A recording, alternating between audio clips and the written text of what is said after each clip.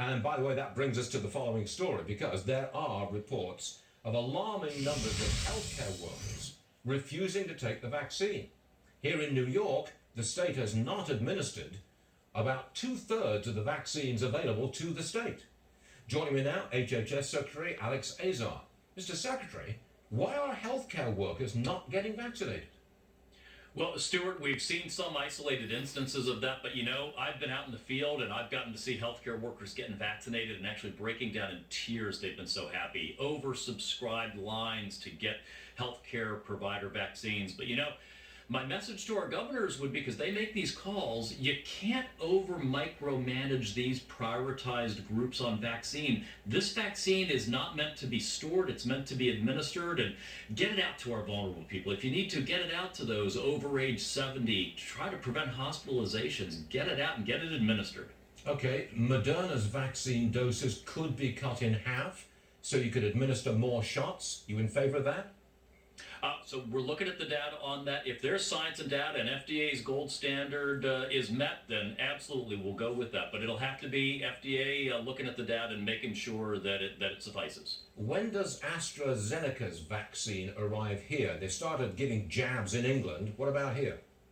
So we've got U.S. clinical trials that are fully enrolled, and we're hoping really it could be any day or week now from Johnson&Johnson or AstraZeneca that we could see cases come out.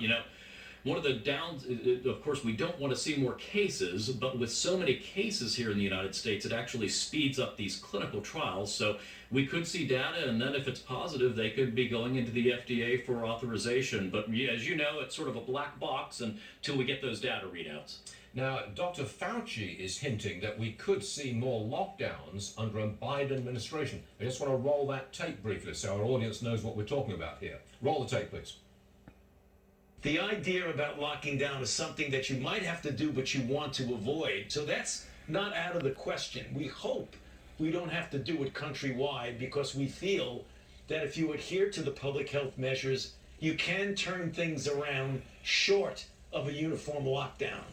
Well, us all worried, Mr. Azar, because a countrywide lockdown, even if it's a remote possibility, scares the devil out of people, and investors, and in the economy.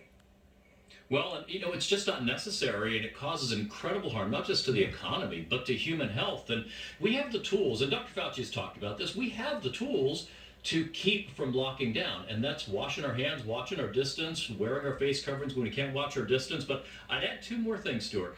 If you are at risk, that means over 65 or have a serious medical condition, and you get a positive diagnosis, you need to ask your healthcare provider, why are you not putting me on these monoclonal antibody therapies right away? And second, if you are eligible for vaccination, get vaccinated. Those are two things you can do on top of the 3 W's that can help keep our case counts down and keep people from wanting to lock us down again. Would you be at all disappointed? Would you say you are at all disappointed by the current state of the rollout of the vaccine?